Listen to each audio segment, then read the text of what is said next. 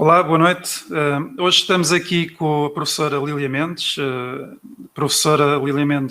que já deu aulas no ensino público, inclusive em algumas escolas da região daqui do Concelho do Montijo.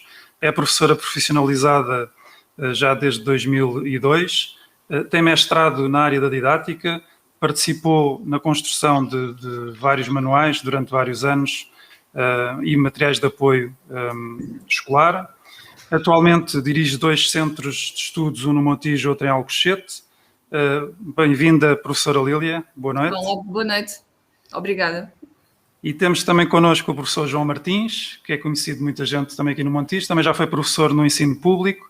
Atualmente preside o Conselho de Administração da Associação para a Formação Profissional e Desenvolvimento do Montijo, onde se inclui a Escola Profissional do Montijo, o Conservatório Regional de Artes do Montijo, entre outros projetos, que são muitos e que tocam a área da formação de jovens e adultos.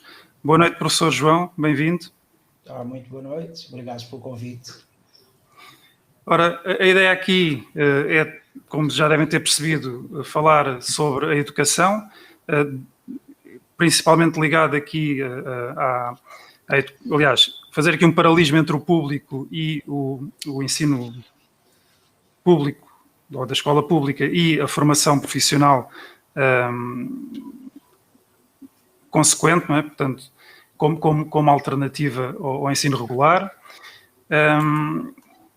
Professor João, nós já tivemos a oportunidade de falar antes e eu sei que os cursos da Escola Profissional do Montijo têm muita saída profissional, vocês têm muito sucesso a colocar as pessoas depois no mercado de trabalho. Obviamente que este sucesso também passa por haver alinhamento com o mercado de trabalho em termos da vossa oferta. Eu gostava de perceber como é que vê o alinhamento da escola profissional em relação às ofertas de emprego, mas aqui no Concelho do Montijo. Ok, boa noite, obrigado. Bom, queria dizer-vos que normalmente o alinhamento das turmas ou da oferta formativa do ensino profissional tem tem algumas orientações da tutela. Portanto, nós temos um conjunto de ofertas formativas que podemos anualmente propor em função do número de turmas que o Ministério da Educação se disponibiliza a financiar.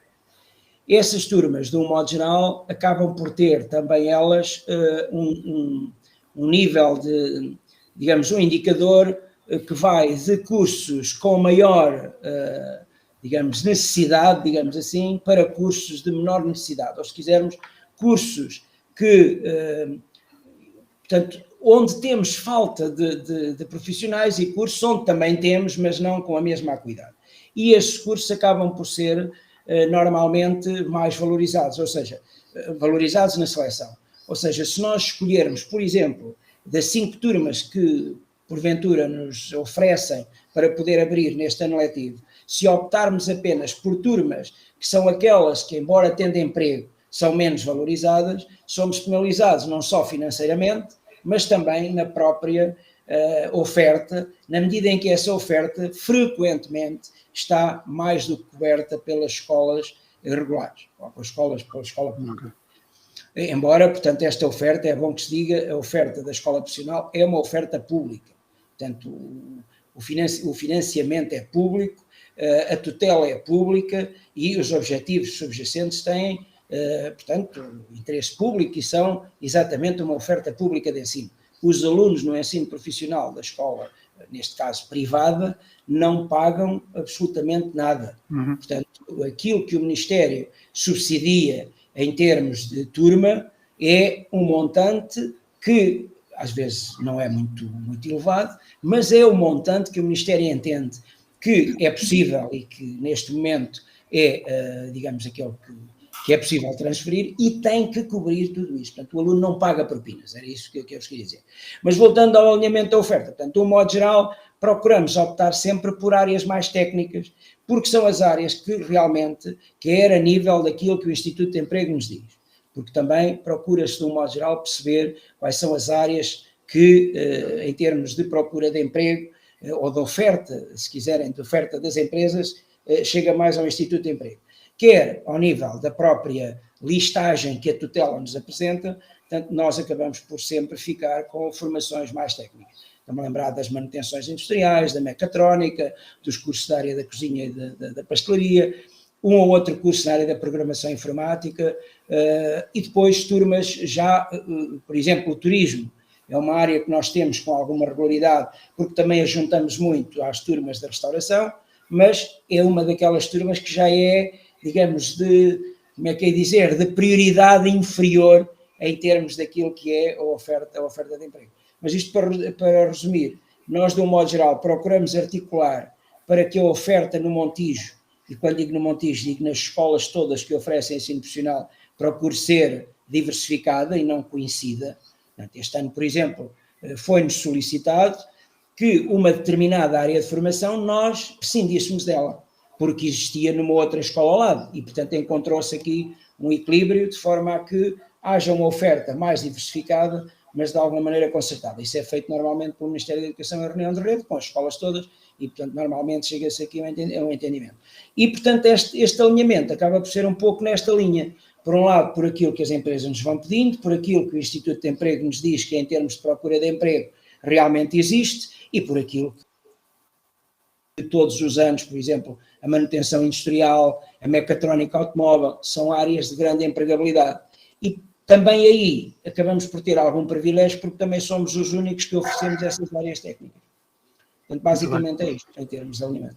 Mas eu apanhei uma ideia que passou, que é, também vão auscultando a sociedade, ou seja, falou aqui daquilo que as empresas vão pedindo, portanto isto é algo que vocês também têm o cuidado de ir procurando normalmente, ouvir. O que é que acontece? Portanto, a escola ou a associação trabalha não só com o Ministério da Educação, como com outros agentes ligados ao emprego e à formação, nomeadamente o Instituto de Emprego. Portanto, quer com o Centro de Emprego aqui do Sul Tejo, quer com os centros de formação de Setúbal e do Seixal. Um pouquinho mais com o Seixal, porque, de um modo geral, esta região está um pouco mais ligada ao Seixal. Mas trabalhamos com os centros de emprego, ou com o Centro de Emprego da zona e com os centros de formação da zona. E, de um modo geral, temos a funcionar também alguns apoios, nomeadamente um gabinete de inserção profissional, que resulta de um apoio financeiro específico do Instituto e que tem como, entre outros objetivos, facilitar a integração dos jovens no mercado de trabalho. E, portanto, esse gabinete acaba por receber permanentemente, via Instituto de Emprego, portanto, vai recebendo as ofertas de emprego. E essas ofertas de emprego, que no fundo são aquilo que é transmitido pelas empresas como um lugar disponível, acaba por, de alguma maneira, nos ir ajudando a perceber onde é que faz mais falta ou menos falta. E verificamos que áreas como as que referi, nomeadamente as manutenções, são áreas que têm procura. Portanto, há aqui, por um lado, a procura das empresas e, por outro lado, também os serviços do Instituto de Emprego e ainda os serviços do Ministério, que também, como vos disse, têm, digamos, uma lista de oferta formativa parametrizada em níveis e, portanto, os níveis mais elevados são realmente os níveis de maior procura e, portanto, que acabam por ser muitos destes níveis da área técnica que vos falei. Muito bem. Professora Lília, apelando aqui à experiência diversificada que tem tido ao longo da sua vida profissional, como é que os alunos com quem tem contactado veem esta opção do ensino profissional enquanto opção para dar continuidade à sua formação até terem a escolaridade obrigatória? Então, eu, relativamente a isso e à experiência que eu obtenho, e como o professor João Martins referiu, e eu também concordo, aqui trata-se mesmo daquilo que é a minha visão, certo? Vale o que vale. Claro. Entretanto, eu considero o ensino profissional extremamente importante dentro da educação no país. E da minha experiência, eu vejo duas atitudes diferentes, portanto, face à possibilidade de ingressar no ensino profissional, tendo em conta as centenas de alunos com quem eu já tratei e já falei. Uma delas é que, de facto, chegam ao 9º ano, não é, por exemplo, e conseguem perceber que têm um interesse muito maior por áreas mais práticas, de aplicação mais prática, portanto, menos teórica. Muitos deles têm já uma ideia muito concisa e muito específica das áreas que gostam, não é? E depois recorre ao ensino profissional já com uma ideia específica. Portanto, isto é uma experiência. A outra experiência, que é aquela que eu, na minha posição e na minha opinião, considero depois que é menos bem sucedida, embora em alguns casos eu acredito que depois eles acabam por encontrar o caminho deles, é o facto de pensarem que vão para o ensino profissional porque é mais fácil. Portanto, porque querem fugir à teoria, querem fugir a disciplinas maçudas, digamos assim, acham que vão estudar menos. Coisa que depois, na maioria dos casos, não se verifica. E se verificar de facto, depois não conseguem, se calhar, ter o sucesso que esperariam e encontrar as possibilidades de trabalho que gostariam de encontrar. Esta última situação, de acordo com o que eu percepciono, agora que não estou dentro da escola pública, mas todos os anos que eu já estive na escola pública, eu acho que está muito relacionada com a própria imagem. Há dificuldade em clarificar um bocadinho aqui o que é a escola profissional e o que é a via profissional. Não só se os alunos têm esta ideia, é porque ela também lhes é passada. Portanto, o direcionamento dos alunos para a escola, para cursos profissionais, muitas vezes, por parte das escolas, acaba por ser a explicação para esta ideia de que vai ser fácil, vamos ter aqui um facilitismo. E depois, de facto, provoca aqui esta confusão. E depois já vi casos de inúmeros alunos que depois acabam por pensar, pois não é assim, não é que é mais fácil, é diferente. Tem o seu grau de dificuldade, tem o grau de compromisso importante, naquilo que não são as componentes técnicas e a entrega que eles têm que fazer, e é por aqui. Portanto, é assim que eu tenho percepcionado.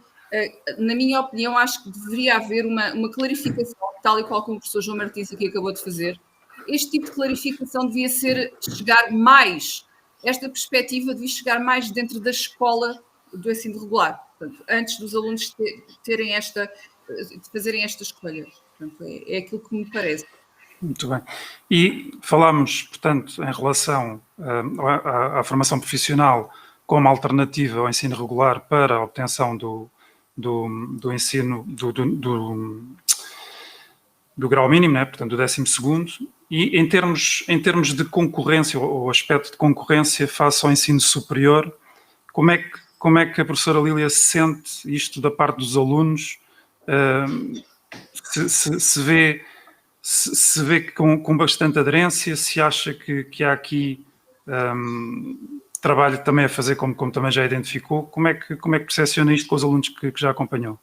Concorrência da escola profissional com o ensino superior, é isso?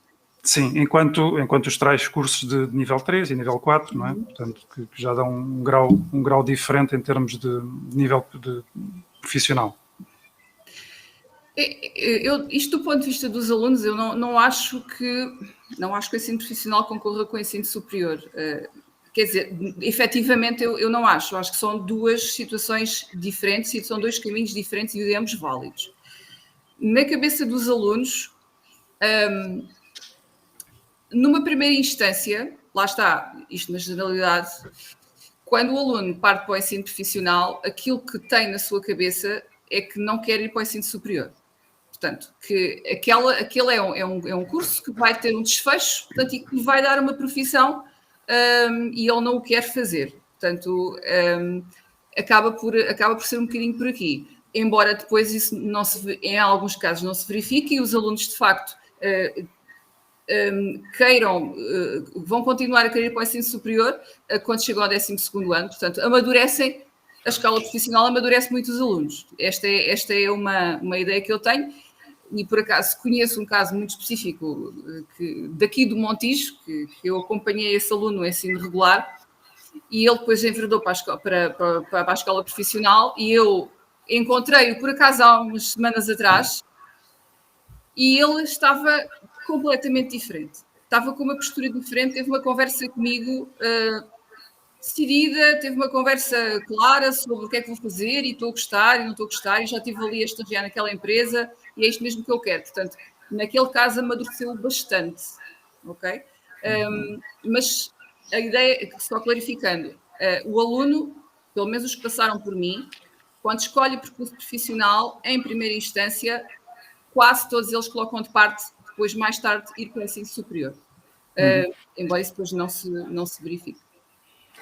Professor João. Sim, se me permite só ir mais chegas em relação a isto. Claro. Eu queria dizer o seguinte, pronto, as coisas vão evoluindo.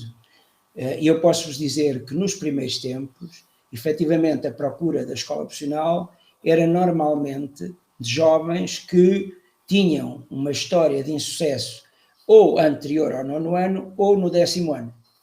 Portanto, via-se a escola, portanto, normalmente a escola acabava por ser segunda opção. Muito poucos alunos nos primeiros anos entravam diretamente do 9º ano com uma opção do ensino profissional. Ora bem, e também é verdade que nessa altura se olhava de facto para a escola profissional como uma possibilidade, ou se quisermos como um meio de mais facilmente se ingressar no mercado de trabalho. Isso tem vindo a mudar, e posso-vos dizer que, por exemplo, também o próprio ensino superior também mudou.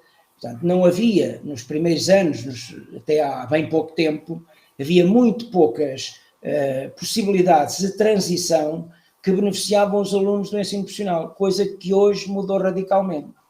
E já vos digo em quê. E isso fez com que hoje nós cada vez tenhamos mais alunos que optam pelo ensino profissional como primeira escolha, ou seja, 9º ano e 10º logo a seguir no ensino profissional, e muitos deles já entram para ali com a ideia de seguir imediatamente para o Politécnico, porque hoje os cursos profissionais dão acesso ao Politécnico a uma determinada oferta formativa, que são os TESP, que são cursos de 1 ano, mas que depois permitem que o aluno, em função do desempenho, possa transitar e, dentro do próprio Politécnico, ir mudando. Portanto, isto faz com que o aluno do ensino profissional, hoje, e nós temos verificado nos últimos anos, por exemplo, estou-me a lembrar da área da programação, nós temos uma série de miúdos no Politécnico nos últimos 2 anos da programação, porque esta possibilidade permite-lhes um ingresso direto, porque também os Politécnicos, por variedíssimas razões, nomeadamente pela falta de público, foram encontrando algumas soluções que me parecem perfeitamente viáveis. Por um lado, ela permite uma especialização e ponto final, o aluno fez 1 ano de especialização, ganhou mais algumas ferramentas e vai para o mercado de trabalho, mas também depois de lá estar acaba por muitas vezes poder transitar e progredir nos cursos do Politécnico. Portanto, neste momento, aquilo que verificamos é que cada vez mais a aposta no ensino profissional acontece como primeira escolha. Por outro lado, houve outra coisa que mudou radicalmente. Hoje encontramos uma série de famílias muitíssimo, se quisermos, socialmente bem, com níveis de rendimento económico muitíssimo bom, que optam pelo ensino profissional, coisa que não acontecia há 20 e tal anos atrás. E hoje há uma série de pessoas, e vocês, se forem perguntando, hão de ver que há aí uma série de pessoas que dificilmente colocariam os seus filhos, porque já perceberam 2 coisas. A primeira coisa é que o ensino profissional, contrariamente àquilo que se diz, quando é levado a sério, é muito mais qualificante do que qualquer outra experiência. Dá um conjunto de competências, quer de saber fazer, quer de saber estar, quer de contactos, quer de relações, que nenhuma outra oferta deste nível dá. E, por outro lado, também já perceberam que os alunos não são impossibilitados de prosseguir estudos.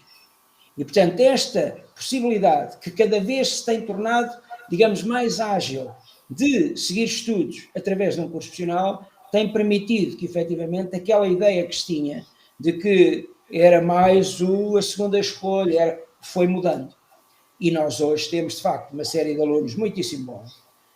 Temos alunos muitíssimo bons em termos digamos, escolares, propriamente ditos, digamos, mais ligado aos portugueses, às matemáticas, etc. E temos, de facto, um número cada vez mais significativo que acaba por prosseguir os estudos. Portanto, houve aqui um paradigma que foi mudando. Portanto, o próprio ensino profissional vai sendo visto pelas pessoas também de outra forma. Eu posso-vos dizer que uma grande parte dos alunos que frequentam a escola todos os anos, ou são familiares, ou são conhecidos, talvez mais de 50%. São amigos dos amigos que lá andaram. Não passa a palavra. Foi o passa-palavra. Até porque às vezes alguns dos meus colaboradores e colegas, às vezes quando se discute mais um plano de marketing, não sei o quê, etc, eu digo, pá, o melhor plano de marketing que temos é trabalhar bem o ano. Porque se nós conseguirmos que a malta vá daqui satisfeita, nós temos 50% dos alunos inscritos para o próximo ano já garantidos. Só precisamos de ir à procura de mais 40 ou 50. Portanto, isto de facto fez com que houvesse aqui uma mudança e creio que hoje o ensino profissional é visto de uma forma um bocadinho diferente, bem diferente, não direi um bocadinho, bem diferente daquilo que era, e hoje creio que a grande maioria das famílias informadas não tem problema nenhum em optar por colocar um filho no ensino profissional se for esse o interesse do filho, como é evidente.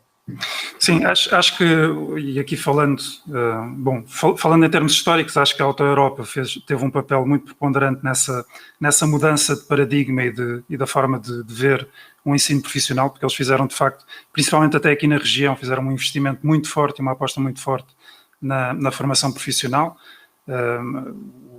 O IPS foi um grande beneficiado, e a escola, a ATEC, que foi criada também com o propósito de criar quadros para a Auto Europa, também foi um projeto que trouxe uma dimensão diferente àquilo que é o ensino profissional na região, mas também a nível nacional.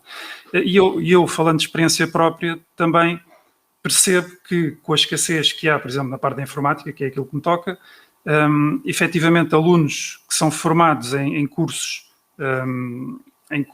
de formação profissional dentro da área da programação e do desenvolvimento, são alunos que acabam por ter saída também, que são bastante procurados, porque efetivamente o mercado é muito dinâmico e absorve muita gente mesmo, não é? Portanto, há de facto esse paradigma. Aqui, em relação à parte do ensino superior, obviamente que há essa transição e que agora até está bastante mais facilitada. O facto da gente ter entrado para o Bolonha, ter adotado o Bolonha e passarmos a ter 3 anos de licenciatura, isto causou aqui alguma competitividade extra com aquilo que é o ensino profissional, já na parte da formação de nível 4 e nível 5? Não, eu penso que não. Aquilo que aconteceu foi que, efetivamente, os institutos politécnicos, por um lado porque havia e há uma ideia de que realmente, no fim do ensino profissional, faria sentido uma especialização. E, portanto, os institutos politécnicos o que fizeram foi organizar-se no sentido de conseguirem ver aprovada junto da tutela essa especialização e criaram os TESPs, que são os técnicos superiores especializados. Estes TESPs, no fundo, é uma especialização de 1 ano. É claro que eles depois aproveitaram para pegar neles e, de alguma maneira, fazer com que eles fossem premiáveis em relação a outras ofertas que já tinham. E, portanto, aproveitando e dando equivalência a algumas das cadeiras, das disciplinas, portanto, que essa oferta tinha, acabou por, de alguma maneira, fazer com que alguns alunos se acabem por licenciar e, portanto, fazer os 3 anos da licenciatura nessa área. Mas não me parece, penso que não. Penso que aqui o que houve efetivamente foi isto, foi encontrar aqui uma forma de garantir porque já havia os cursos na altura de nível 5, ou nível 4, salvo erro. Portanto, já havia a especialização tecnológica que o Instituto de Emprego dava e que algumas escolas davam. Bom, e isso foi sendo, de algum modo, absorvido pelos politécnicos. E é claramente muito mais interessante para os miúdos, porque alguns deles acabam por ir, e realmente a ideia é a especialização, mas uma grande parte acaba por ir e a ideia é a especialização e o prosseguimento. E eles conseguem fazer essa permeabilização com outros cursos do Instituto. Muito bem. Eu gostava de abordar aqui a questão da transição dos alunos do ensino regular para o ensino profissional. Esta adaptação dos alunos é fácil? Vocês, na Escola Profissional do Montijo, têm estratégias já montadas para conseguir assistir e auxiliar os alunos nesta transição? A transição é relativamente simples, não, até porque eles mudam de ciclo, mudam de escola, mudam de pessoas, acabam por ser uma realidade nova Eu creio que uma das grandes virtualidades da escola profissional é a proximidade. Portanto, há uma proximidade maior, não há dúvida nenhuma, também porque tem menos alunos, mas há uma proximidade muito grande, desde logo da direção pedagógica, dos professores, dos coordenadores de curso, pois toda esta história da componente prática acaba por fazer com que haja muito mais trabalho de equipa e muito mais trabalho de grupo. Eu acho que essa transição não é fácil, não é complicado. Não é complicado. Agora, temos aqui um problema, mas isso não é um problema do Montijo. Temos aqui um problema global do país, que é este. Cada vez menos temos alunos.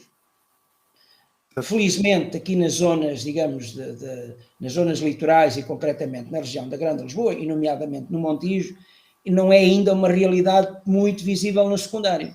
E até porque o Montijo tem tido algum aumento populacional, portanto, coisa que não acontece em variadíssimas zonas. E o que acontece muitas vezes é que há aqui algum receio, alguma dificuldade de se mostrar, como dizia aí a Lília há bocadinho, que é, no fundo, mostrar aos alunos o que é isto tudo.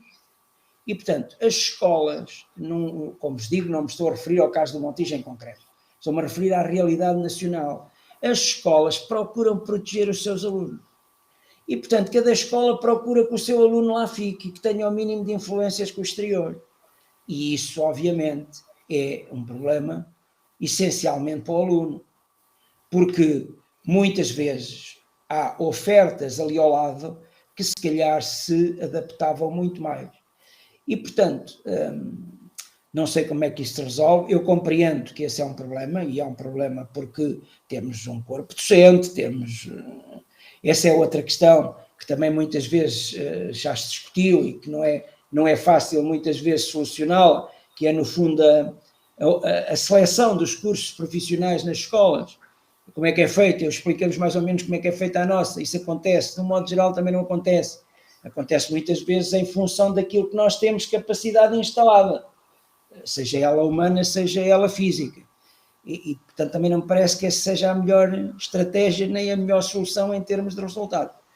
Agora, esse é um problema. Portanto, efetivamente, é difícil, e se os pais não estiverem informados e se não houver aqui muitas vezes acaba por passar ao lado a oferta formativa de vários organismos e que se calhar se adaptava muito melhor àquele caso do que aquela que de facto vai fazer. Muito bem.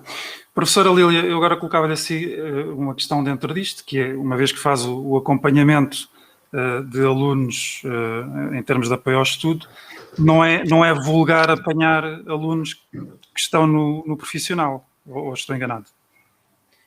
É correto, sim.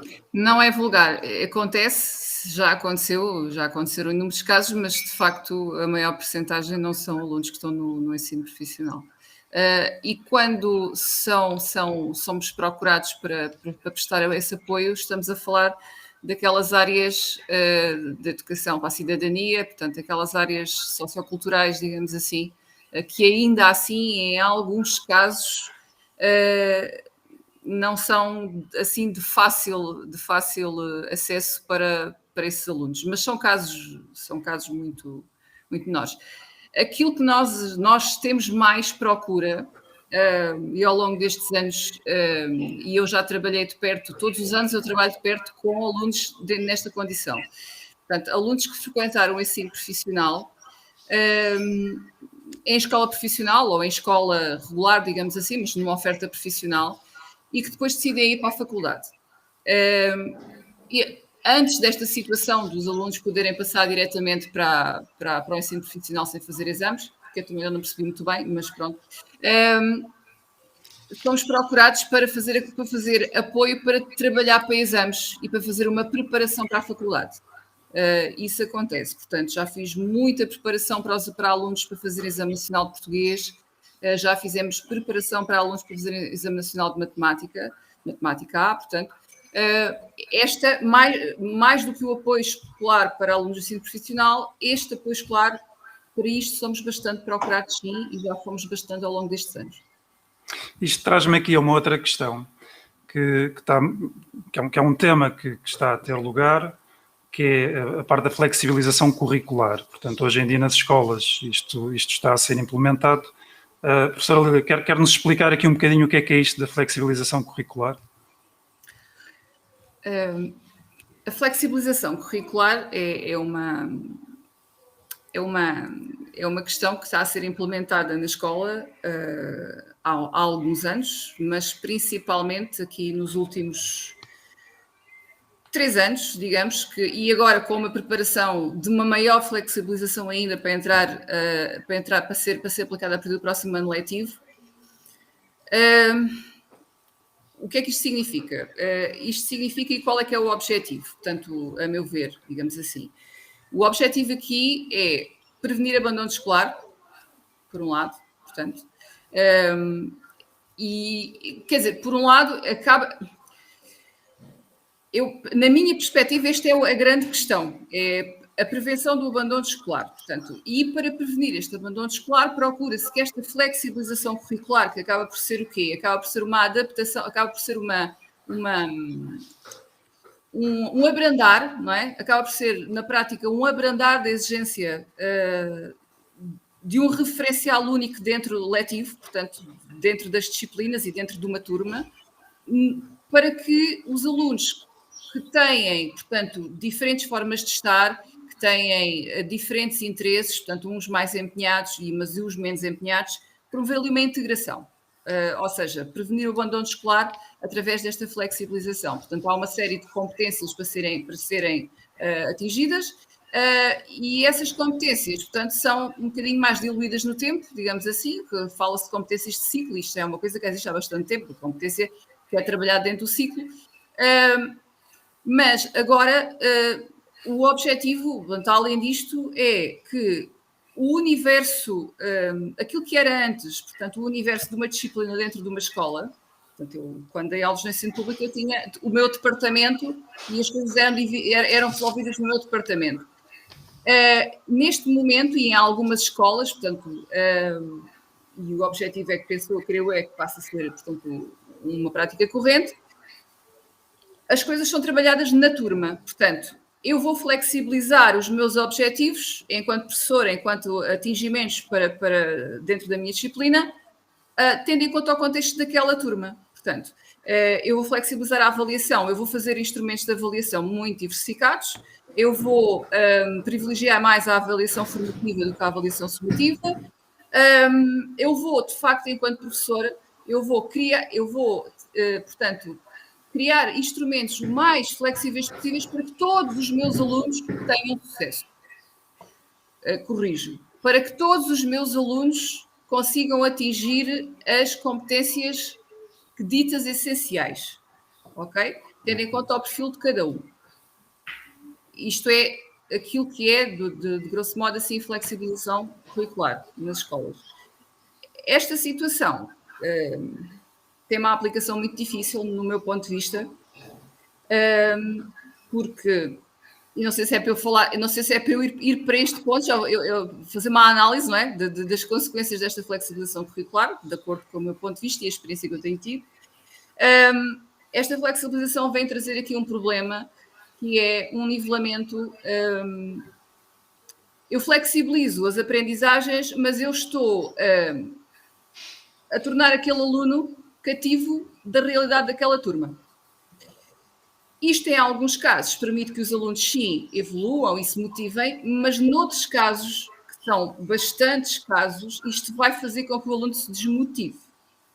Porque eu vou alinhar a minha avaliação pela média, digamos assim, de que os alunos conseguem naquela turma. Média de empenho, média de conhecimento, o que for. Há muitos alunos, neste caso, que acabam por ficar displicentes, que é aquilo que eu costumo dizer, ou seja, acabam por se empenhar muito menos.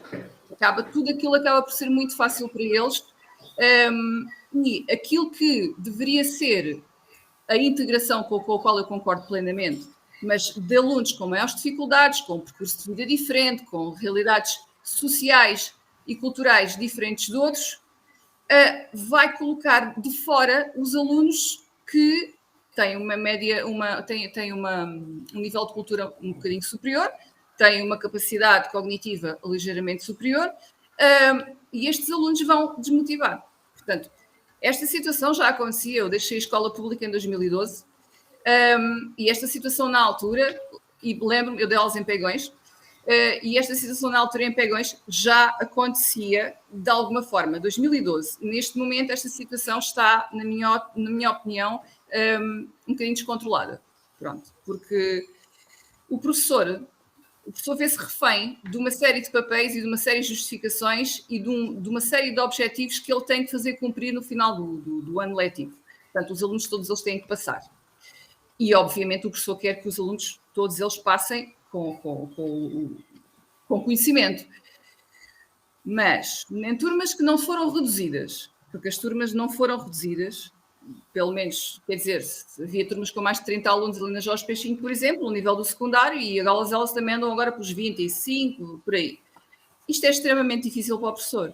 Ou seja, eu estar a criar de forma autêntica e verdadeira vários instrumentos para acompanhar. Portanto, eu sou professora, eu tenho, imagino, 7 turmas. Por exemplo, a mim chegou-me a acontecer, com uma média de 25 alunos, 26 por cada turma.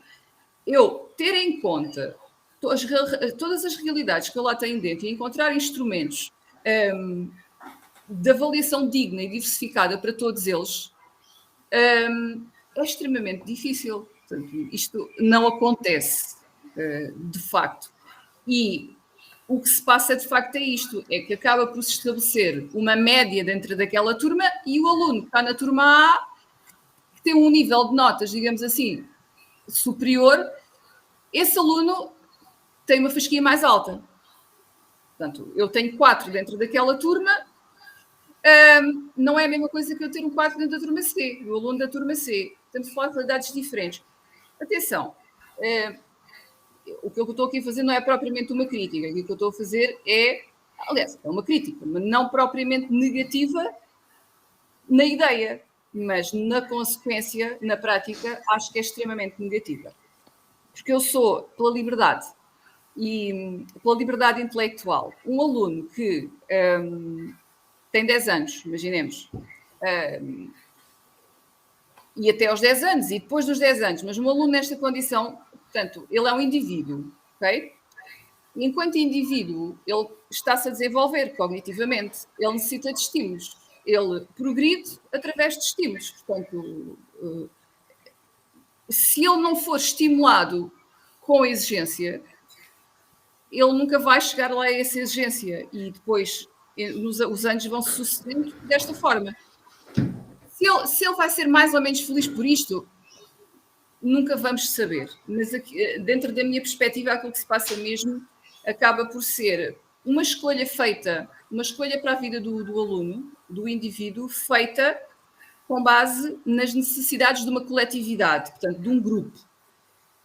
Isto é uma ideologia, ok? Tem questões positivas por um lado, mas tem questões negativas por outro. Portanto, dentro da minha perspectiva, era bastante necessário, antes de colocar em prática tudo isto, para começar, preparar os professores e depois reduzir as turmas e avaliar constantemente, não é? De facto, se os alunos, quando chegam ao final do ano, o que é que está sabido e o que é que não está sabido. Portanto, não interessa eu dizer que fiz um teste e o aluno, e o teste era aquele teste que estava lá no livro, e eu até já tinha, o aluno já sabia qual era o teste, e ele já o preparou, e depois foi para o teste e fez o teste e tem uma nota. Esta nota vale o que vale.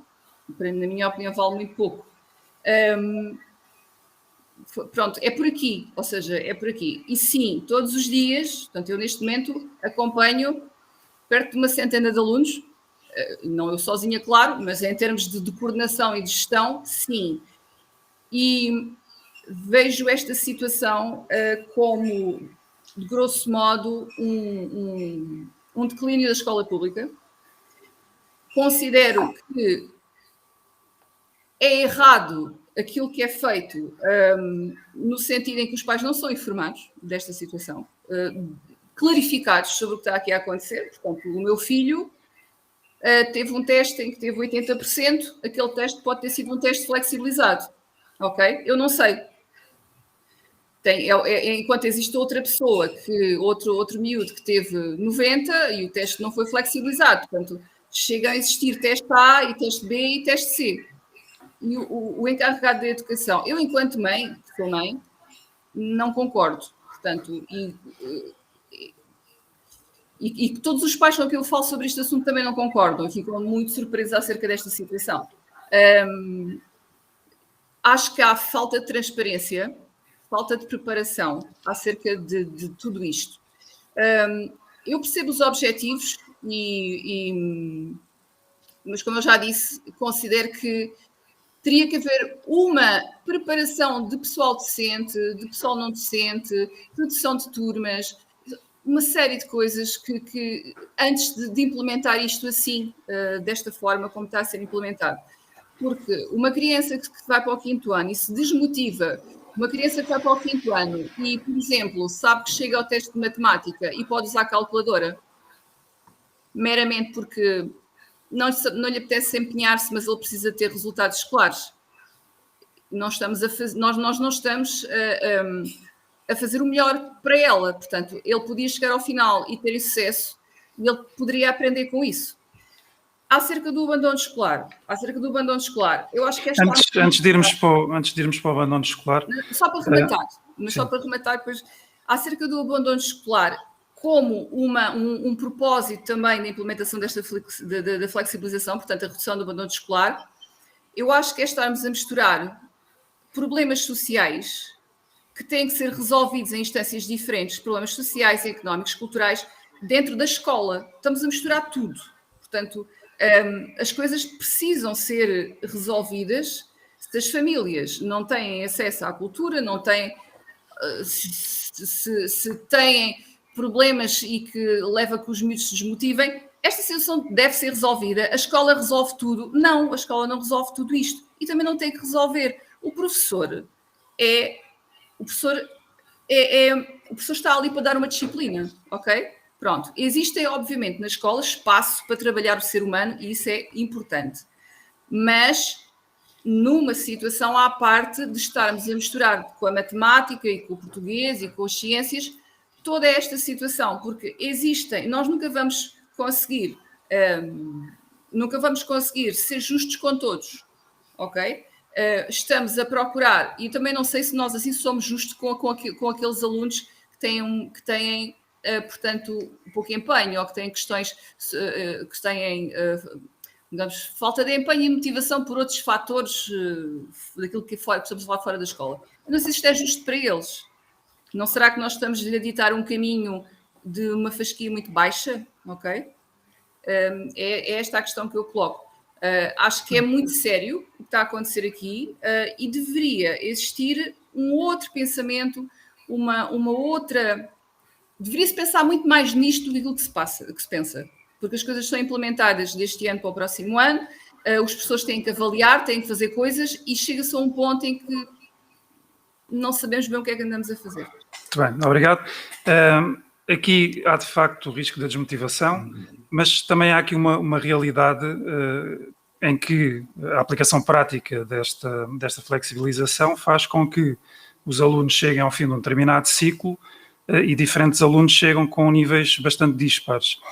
Professor João, vocês já têm sentido esta diferença de níveis de conhecimento nos alunos que vão recebendo? É evidente, e esta situação preocupa-nos, já acontece, e é curioso até olhando para os primeiros anos do ensino profissional, quando em 93 arrancou a Escola Profissional do Montijo, com outras palavras, este problema já se tratava, e não foi por acaso que o ensino profissional assentava numa estrutura modular. Com a generalização ao ensino público dos cursos profissionais e com toda esta necessidade de uniformizar, nós hoje praticamente temos os módulos equiparados aos períodos letivos. E no fundo escolarizamos muito daquilo que foram as experiências dos anos 90 no ensino profissional. E o que era esta estrutura modular? Esta estrutura modular era, digamos, partir um pouco toda aquela componente, ou as várias componentes, e, portanto, identificando competências que o aluno deveria ir, portanto, adquirindo ao longo daquele percurso, permitia que muitas vezes o aluno ou um conjunto de alunos pudessem estar já num módulo superior, enquanto o outro conjunto estava num módulo inferior. Até porque esta metodologia tem que assentar, de facto, em trabalho individualizado ou de grupo. E, portanto, esta ideia já existiu. E já foi praticada. O que é que nos foi acontecendo ao longo dos anos? Com toda esta generalização, a melhor forma para poder, entre aspas, controlar o processo é uniformizá-lo. E, portanto, hoje, o ensino profissional, em termos curriculares, em termos da sua matriz curricular, acaba por ser quase uma matriz curricular que assenta numa estrutura modular. Estrutura modular coisa nenhuma. Agora, isto já se discute. Agora, nós temos aqui algumas questões. Primeiro, o abandono não é propriamente exclusivo de determinada camada. O abandono escolar é transversal à sociedade toda. Aquela que tem mais ferramentas, digamos, socioeconómicas e a que não tem. Obviamente que nota-se mais quando é na camada que está menos apetrechada para se defender, digamos assim. Mas ela é transversal, portanto, não existe abandono da camada A e os outros não. O abandono, e portanto, ele já existe. Agora, muitas vezes temos também a refletir porque é que existe. Porque, de facto, nós temos um problema. E o problema, eu costumo, na brincadeira, dizer isto, é que nós também procuramos oferecer a toda a gente o mesmo prato. E quer dizer, quando eu pego numa feijoada e a distribuo para aquela gente toda, há estômagos que não aguentam. E, portanto, é preciso que se encontrem, efetivamente, ofertas diversificadas, porque há, efetivamente, soluções para muitos casos, com apenas alteração de metodologias, com alteração de procedimentos, muitas vezes consegue-se fazer com que o jovem, ou o adulto, e muitas vezes acontece nos adultos, portanto, consigam efetivamente dar aquele clique e às vezes aquele salto que efetivamente foi possível porque o formador, ou porque a empresa, ou porque alguém conseguiu dar ali um clique que faltava, havia ali um bloqueio. E, portanto, muitas vezes, mais do que dizermos que a situação resulta disto, daquilo e daquilo, é que temos de trabalhar com os miúdos. Agora, corremos este risco, quer dizer, quando nós generalizamos e quando nós queremos que todos façam parte do sistema, e acho que isso foi um mérito que conseguimos, e muitas coisas foram conseguidas ao longo destes anos. Obviamente que há muitas coisas que não estão bem, como é lógico, não há nenhum processo perfeito. Agora, não há dúvida que hoje nós conseguimos que praticamente toda a gente esteja no sistema. Claro que aí corremos riscos, mas aí eu concordo com aquilo que a Lília dizia, isto é uma opção política, quer dizer, e a opção política pode ser esta, deixámos-nos para trás, não os deixamos para trás, se calhar, não sei, pronto, não vou entrar por aí, porque não é essa propriamente a minha, nem estou dentro da área, nem é por aí que acho que devemos ir, mas neste caso concreto. Portanto, aquilo que eu acho é que, de facto, nós temos que trabalhar cada vez mais com o jovem, procurar trabalho mais individualizado, tentar percebê-lo, correndo o risco, como a Lília diz e bem, que muitas vezes não temos competências instaladas, portanto, muitas vezes não temos preparação para tratar com um conjunto de casos, muitas vezes, e ela diz também muito bem, o número de pessoas, o número de jovens a tratar por grupo é manifestamente exagerado para este tipo de intervenções. Agora, eu penso que a filosofia é boa, penso que os resultados, alguns, não serão aquilo que esperávamos, mas também vos digo que isto e eu quando olho para os últimos anos da escola, os últimos 30 anos, ou 29, que levo desta casa, quando olho para trás, quer dizer, eu acho que hoje conseguimos fazer coisas muito melhor, conseguimos atingir, de um modo geral, mais facilmente os objetivos que nos propunhamos do que naquele tempo, mas o caminho faz-se caminhando. E, portanto, eu acho que a experiência, digamos, não é a experiência, a filosofia que está por trás, creio que é interessante, creio que faz falta.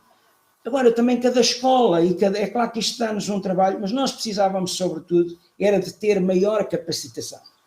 Portanto, termos mais técnicos que nos possam ajudar nisto. porque a filosofia só terá de facto resultados, esta filosofia só terá resultados se de facto as escolas tiverem capacidade em termos humanos ao nível do conhecimento, porque hoje surgem-nos na escola N casos que não podem ser tratados pelo professor de português ou do inglês ou até pela colega lá da orientação escolar e profissional, não é?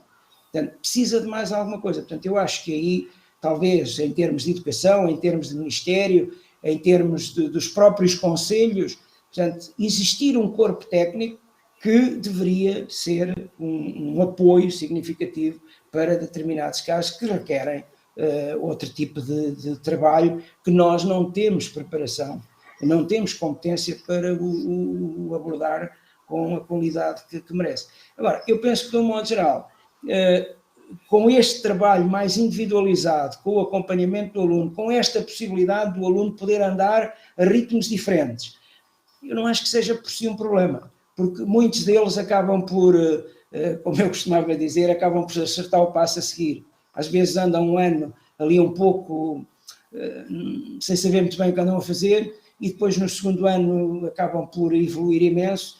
Eu dou-vos um exemplo, eu nunca me esqueço. Nós tivemos uma turma, não vos vou dizer qual foi o curso, mas foi ali no princípio do ali 2002, 2003, e lembro-me que numa das primeiras reuniões, era uma turma só de rapazes, e lembro-me que numa das primeiras reuniões o conselho de turma estava pelos cabelos e dizia, bom, isto só há uma hipótese, esta malta tem que ir toda embora, que isto não há nada a fazer, isto é impossível. E o que vos posso dizer é que ainda hoje, muitos deles, talvez 70%, se continuam a encontrar anualmente, continuam a convidar as pessoas para o jantar ou para o encontro e quase todos eles estão, felizmente, profissionalmente instalados e a trabalhar. Portanto, há que ter alguma calma, há que ter algum tempo, porque eles precisam de tempo. E, de facto, nós vivemos numa altura que realmente o tempo é uma coisa escassa e, portanto, como dizia a Lília há bocadinho e bem, que às vezes a gente não tem tempo para pensar.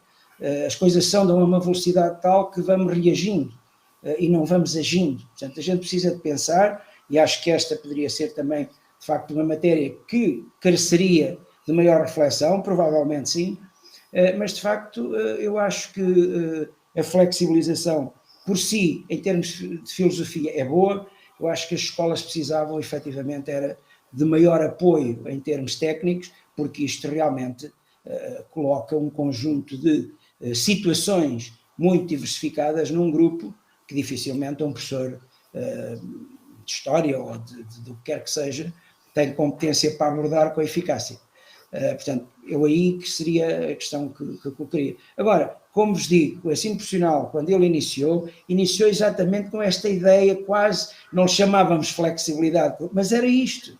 No fundo era termos uma estrutura modular que permitia que inclusivamente se agregassem alguns módulos, a que se chamava macromódulos, e que tinham um conjunto de competências acopladas, umas de nível superior, outras de nível não tão elevado, e que se decidia que, efetivamente, para transitar era necessário um conjunto delas. Mas isso não invalidava que uns pudessem chegar mais acima, outros mais abaixo, tendo adquirido aquilo que se considerava como limite mínimo para poder transitar. Muito bem. Essa parte da capacitação também passa aqui pela captação de quadros em domínios específicos e eu acho que aqui há também um grande desafio porque realmente a questão dos vencimentos e dos valores na formação tem vindo a descer, há uns anos eram bastante superiores e hoje em dia isso traz de certeza dificuldades. Mas vamos deixar este tema para uma outra oportunidade, estamos aqui já a chegar aos momentos finais, muita via para continuar aqui a falar, porque isto é um tema extremamente rico. Gostava aqui de tomar a oportunidade para colocar aqui duas questões que foram aqui colocando através das redes sociais. Está-me a ouvir agora? Deixei de vos ouvir. Já me consegue ouvir agora? Já. Ok, pronto. Estava a dizer que queria aproveitar estes momentos finais para colocar aqui duas questões que surgiram aqui nos comentários das redes sociais e acho que era interessante pô-las aqui e responder. A Maria Amado pergunta se os técnicos formados na EPM, portanto as pessoas que são formadas pela EPM, ficam a trabalhar no Conselho e se existem estatísticas sobre isto. Portanto... Sim, de um modo geral, eles ficam nestes 3, 4 concelhos, que no fundo é de onde são oriundos. Portanto, essencialmente os nossos alunos são oriundos do Montijo, de Alcochete, uma franja muito significativa de Palmela, essencialmente Pinhal Novo. Portanto, temos uma comunidade muito grande do Pinhal Novo, que ao longo destes anos, e um bocadinho da Moita. Mas essencialmente Pinhal Novo, Montijo e Alcochete. Sim, de um modo geral eles trabalham. Aliás, se vocês forem a qualquer uma empresa do Montijo, eu, por exemplo, refiro-me à manutenção, que é aquela que tem a maior significado em termos de empresas. Não há nenhuma das empresas com algum significado no Montijo que não tenha alguns dos nossos jovens, inclusivamente alguns dos encarregados atuais de empresas como, por exemplo, a Carmonte e outras, foram alunos de manutenção industrial. Portanto, a maioria ficam cá. Relativamente à questão dos números, cada vez, até com a certificação, essa começa a ser agora uma obrigatoriedade. Aquilo que nós temos como números é que a taxa de empregabilidade, por exemplo, na manutenção industrial, anda muito próxima dos 90%. E que a grande maioria dos alunos, até agora, efetivamente optaram por ir para o mercado de trabalho. E estão colocados no mercado de trabalho. Outras áreas são um bocadinho mais, por exemplo, a informática tem vindo cada vez mais a prosseguir estudos e muitas vezes fazem estágio em empresas que pretendem contratá-los, mas prosseguir estudos. A restauração é outra área que tem colocação também com alguma facilidade. Portanto, depende um bocadinho e depende da altura, que essa é uma das grandes vantagens que a escola tem. Eu lembro-me que aqui há uns anos fizemos um curso de serviços jurídicos, que o Ministério da Educação não nos voltou a deixar abrir. E posso-vos dizer que esses alunos ficaram todos colocados. Foi naquela altura, portanto, que houve uma série de alterações em termos de tribunais e em termos de conservatórios, e todos esses... E hoje, se houvesse um curso de serviços jurídicos, não tenho dúvida nenhuma que havia novamente mercado para eles. É evidente que não há mercado para 10 turmas de serviços jurídicos, mas 1, 2 turmas há de certeza absoluta na margem sul. E, portanto, é esta também a dificuldade que muitas vezes, mas esse curso de serviços jurídicos, muito provavelmente é um daqueles cursos que na tabela de valorização está no nível 1, que é o mais baixo. É mais baixo em termos de financiamento, é mais baixo até em termos de decisão de aprovação. Se houver que cortar um curso, onde é que se vai cortar? Na escola que tem níveis mais baixos. E, portanto, nós evitamos sempre avançar por aí. Isto muitas vezes faz com que, efetivamente, determinados momentos em que há procura, nós não consigamos muitas vezes satisfazê-la. Portanto, deveria haver, e vocês falaram aí, depois este tema não se falou, que era a tal autonomia das escolas. Devia ser a tal autonomia com responsabilidade, mas as escolas deviam ter um orçamento, deviam geri-lo e deviam apresentar os resultados dessa gestão. Isso é que era a autonomia das escolas. Agora, haver autonomia das escolas, às vezes, para pedir autorização, é curto. Sim, autonomia e responsabilização por essa autonomia. Exatamente. Bom, temos aqui uma última pergunta, então, do José Mota Amado. Professora Lília, a formação, começamos por si, a formação promovida para pessoas com deficiência intelectual e multideficiência deve ser e tem de ser garantida pelas SERSIs? Ora bem, relativamente a essa questão, se a pergunta, essa formação, portanto, deve ser garantida por pessoas que tenham tempo disponível, espaço pedagógico apropriado para proporcionar uma verdadeira evolução neste tipo de público. A tendência atual, que é de um âmbito comunitarista, é que todas as questões relativas às questões sociais, ao atender este tipo de público, não é? Estas pessoas, deve ser resolvida em comunidade. E a tendência é cada vez mais que seja a escola regular a absorver todo este público. Nomeadamente, foi já há 2 anos lançado um decreto, a Lei Universal, que diz que todos os alunos devem ser integrados dentro da rede pública, e isto de escolas, e as escolas profissionais, supostamente, também, creio que está alinhado que irão também captar aquele público que tem formação, por exemplo, como eu já dei, na CERCIMA, por exemplo, aqui no caso do Montijo, que aqueles cursos terminem e aqueles alunos vão ser inseridos em outras escolas profissionais. Portanto, esta é a tendência, esta é a ideologia que se pretende implementar e praticar. Eu acho, eu tive alunos na escola pública que eu tive alunos com autismo, tive alunos com N questões. Do ponto de vista social, do ponto de vista da socialização, é importante que estes alunos socializem com outros alunos e que se promova aqui uma integração. Sim.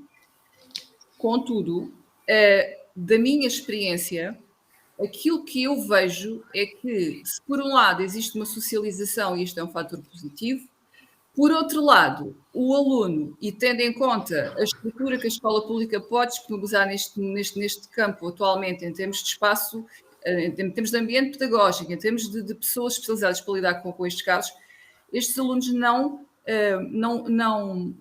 obtêm nenhum benefício em estar inseridos em turmas regulares. Porque o professor, como eu disse há pouco, continuamos, o professor não consegue flexibilizar de forma a atender a todos, ok? E estes alunos necessitam, como qualquer indivíduo necessita, atenção, mas ainda mais este aluno precisa de uma atenção diferente, ou seja, precisa que lhe seja traçado um caminho por pessoas especializadas na área, não é? Por técnicos de apoio, não é? Que consigam que ele de facto faça um percurso para vir do ponto A até ao ponto B dentro do seu registro e dentro do seu tempo. O aluno progride mais assim do que inserido praticamente 100% dentro de uma turma regular, porque tem à sua frente um professor que tem um programa para dar, certo? E que não pode deixar nem a ele, supostamente é um dilema, nem deveria deixá-lo a ele ou a eles, digamos assim, que necessitam daquela atenção especial para dar a atenção total aos outros, nem vice-versa. Portanto, ambos os casos, digamos assim, vão ficar prejudicados. Este é o meu ponto de vista. Portanto, como resposta, eu digo, sejam CERCIs, sejam outro sistema, seja um sistema diferente implementado dentro da escola pública, com um maior apoio, eu creio que estes alunos pedagogicamente não devem estar inseridos dentro de uma turma, digamos que regular,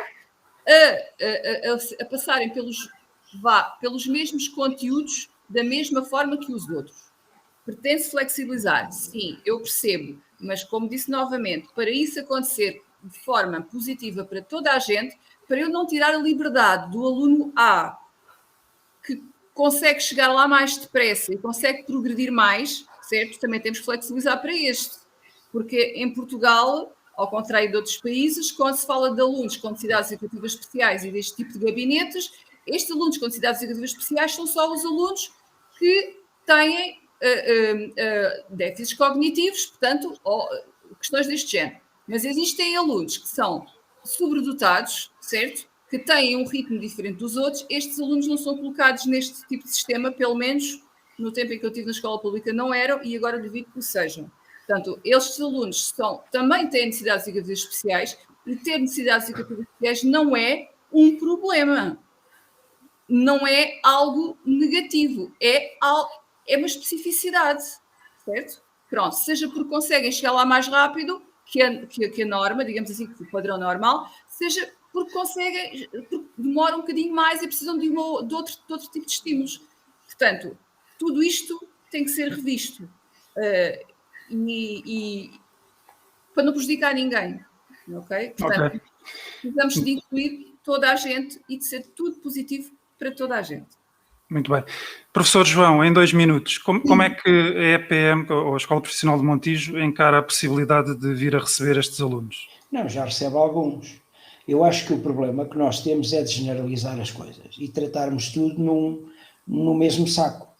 Porque, de facto, há um conjunto de alunos com necessidades educativas especiais que se adaptam muitíssimo bem, que têm um percurso e que podem perfeitamente fazer um percurso profissional. Aliás, nós temos um colaborador, e tivemos ao longo destes anos todos, colaboradores que foram colocados com variadas situações e que trabalham na escola. Portanto, há um conjunto de desempenhos que são perfeitamente possíveis de tratar. Há outros que são muito mais difíceis de tratar. E aí voltamos à mesma questão de há bocado. É, efetivamente, existir um corpo técnico que seja capaz de abordar a questão, que não é o professor, obviamente, em muitos casos. Agora, era preciso, lá está, mais uma vez, era analisar o caso e, efetivamente, ser capaz de, com as famílias, triar e dizer aqui há uma situação que é perfeitamente enquadrável e que pode perfeitamente fazer um percurso desta natureza com a necessária adaptação, mas que poderá perfeitamente atingir um conjunto de competências base. E há aqui alguns casos que, de facto, a turma, este modelo, não consegue resolvê-lo. E eu concordo nesse aspecto com a professora Lília, porque, quer dizer, há situações que acabam, eu não queria dizer isto, mas que acaba por se prejudicar a todos. E acaba exatamente porque, no fundo, tratamos a coisa pelo conjunto, tratamos sempre pelo conjunto, e cada caso é um caso. As pessoas são diferentes. Eu, quando dava formação de formador, ria-me e dizia às pessoas, correu-me tão bem a última formação de formadores e esta não está a correr tão bem. Mas eu acho que fiz a mesma coisa. Pois fiz, só que os que lá tinham eram totalmente diferentes uns dos outros. Eu sei que foi o erro. Pronto, com certeza, o erro era meu, não era das pessoas. Portanto, essa é a questão. Quer dizer, nós muitas vezes tratamos isto generalizamos, pegamos no conjunto. Quer dizer, isto tem que ser tratado mais individual e tem que haver, de facto, aqui estas duas hipóteses. Sem deixar de ser a escola, porque eu também concordo e defendo que a escola deve ter condições para que todos possam estar lá, mas tem que ter condições para que todos possam estar lá. Muito bem. Bom, e com esta nota de inclusividade terminamos. Eu quero agradecer ao professor João a participação neste webinar e o contributo que deu da sua experiência. Quero agradecer da mesma forma à professora Lília pelo seu contributo e por partilhar aqui a sua experiência.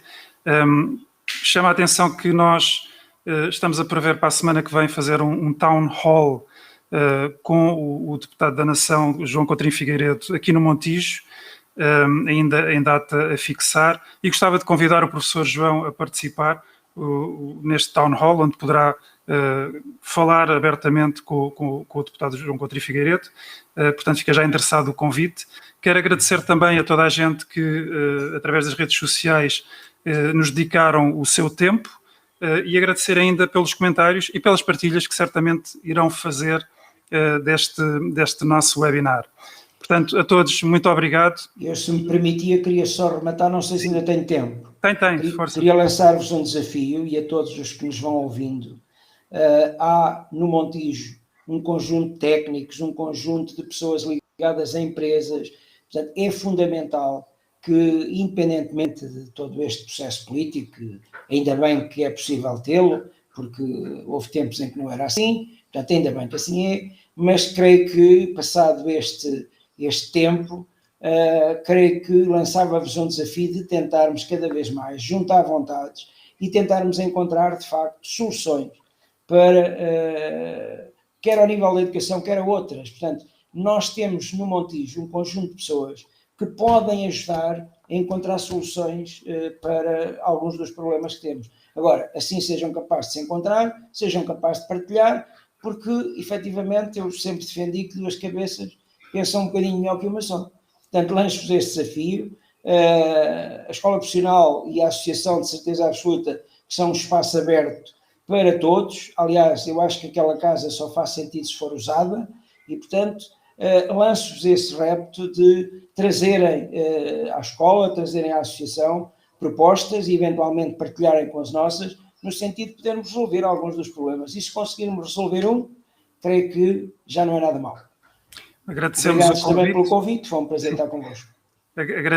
Agradecemos o convite e eu agradeço pessoalmente esse convite. Este evento que estamos a preparar para a semana já é nessa perspectiva, portanto vai ser endereçado um tema em particular, vai ser lançado esse tema e depois a ideia é trazer várias pessoas da sociedade civil do Montijo e empresarial para poderem discutir e debater esse tema com o João Coutinho Figueiredo. Portanto, é uma iniciativa que esperemos seja a primeira de muitas outras deste género e claramente que, podendo utilizar a escola profissional no bom sentido, obviamente, iremos certamente falar mais vezes com o professor João Martins para podermos, de facto, aproveitar esse espaço e essa infraestrutura. Pronto, e ficamos então aqui. Muito obrigado a todos e falamos para a semana. Boa noite. Ok, boa noite. Boa noite.